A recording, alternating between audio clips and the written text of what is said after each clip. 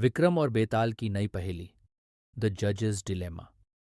ये कहानी उस समय की है जब राजा विक्रमादित्य अपने न्यायप्रियता और समझदारी के लिए प्रसिद्ध थे। उनके दरबार में लोग दूर दूर से आकर अपनी समस्याओं का समाधान प्राप्त करते थे। विक्रम का दिल हमेशा सच्चाई और न्याय के पक्ष में धड़कता था, लेकिन उनका सामना एक दिन बेताल से हुआ, जो हमेशा उन्हें नई नई पहेलियां देकर उनकी बुद्धिमत्ता और नैतिकता की परीक्षा लिया करता था। इस बार बेताल ने विक्रम को एक नई और कठिन पहेली सुनाई, जो किसी न्यायाधीश की दुविधा से जुड़ी थी। ये कहानी राजा विक्रम के लिए एक बड़ी चुनौती बन गई।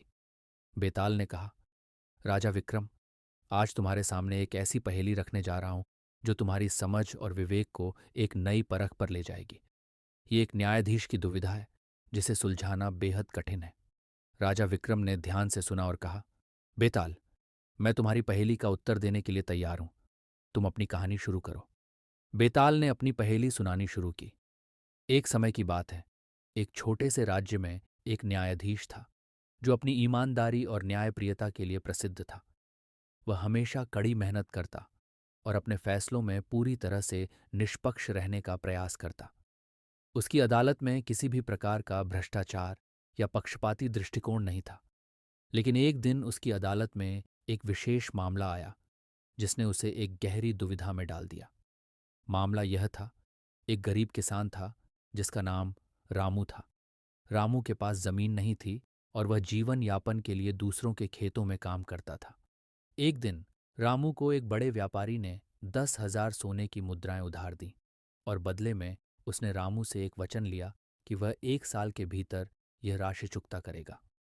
व्यापारी ने रामू को यह सौदा बहुत ही लाभकारी तरीके से प्रस्तुत किया और रामू ने विश्वास करके उधारी ली। लेकिन साल भर बाद जब रामू अपनी उधारी चुकता करने के लिए व्यापारी के पास गया, तो व्यापारी ने उसे यह कहकर खारिज कर दिया कि वह उसे अपनी राशि नहीं लौटाने देगा, क्योंकि अब उसके पास पैसा नहीं था। व्यापारी का कहना था कि रामू के पास कोई संपत्ति नहीं थी और वह उधारी के बदले कुछ भी नहीं दे सकता था। रामू ने अपनी परेशानियां अदालत में लाकर न्यायाधीश के पास सुनाई। अब न्यायाधीश के सामने यह कठिन सवाल था, क्या उसे व्यापारी के पक्ष में फैसला सुनाना चाहिए? क्योंकि व्यापारी का दावा सही था कि रामू ने उधारी के बदले कोई संपत्ति नहीं दी थी, या उसे गरीब रामू को न्याय देना चाहिए क्योंकि उसने अपने हिस्से की पूरी कोशिश की थी, लेकिन व्यापारियों ने उसे धोखा दिया था। बेताल ने विक्रम की ओर देखा और बोला, अब विक्रम, तुम्हें बताना है कि इस मामले में न्यायाधीश को क्या करना चाहिए। उसे व्यापारी के पक्ष में फैसला देना चाहिए या रामू के पक्ष में? राजा विक्रम कुछ समय के लिए चुप रहे और फिर उन्होंने बेताल से कहा, यह सच है कि यह मामला बहुत ही जटिल है, क्योंकि इसमें एक गरीब किसान और एक धनी व्यापारी दोनों के अधिकारों का सवाल है। लेकिन मैं मानता हूं कि न्याय का सिद्धांत यह है कि जो किसी के साथ गलत करता है उसे सजा मिलनी चाहिए, और जो कड़ी मेहनत करता है उसे इंसाफ मिलना चाहिए।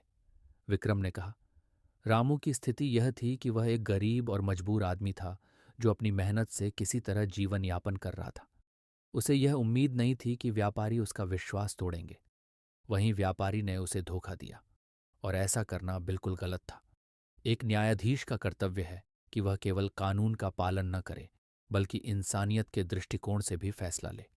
राजा विक्रम ने आगे कहा, मैं न्यायाधीश की स्थिति में होता तो मैं इस फैसले में न्याय का पालन करते हुए रामू को न्याय देता।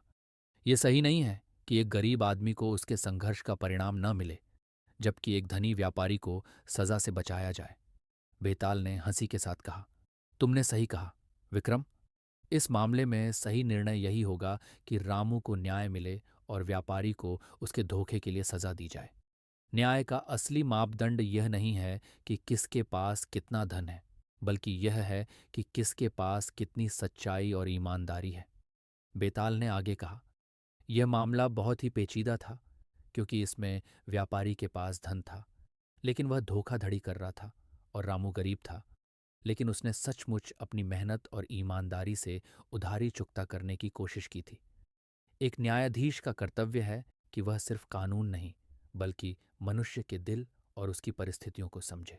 राजा विक्रम ने इस निर्णय पर ध्यान दिया और कहा, सच्चे न्याय का मतलब केवल कानून का पालन करना नहीं है, बल्कि यह भी है कि हम इंसानियत और ईमानदारी को प्राथमिकता दें। एक न्यायाधीश को केवल न्याय के बारे में नहीं सोचना चाहिए, बल्कि उसे यह भी सोचना चाहिए कि उसके फैसले से किसी का जीवन कैसे प्रभावित होगा। बेताल ने इस पहेली के समाधान को स्वीकार किया और कहा, राजा विक्रम, तुमने सही निर्णय लिया है। यही सच्चा न्याय है।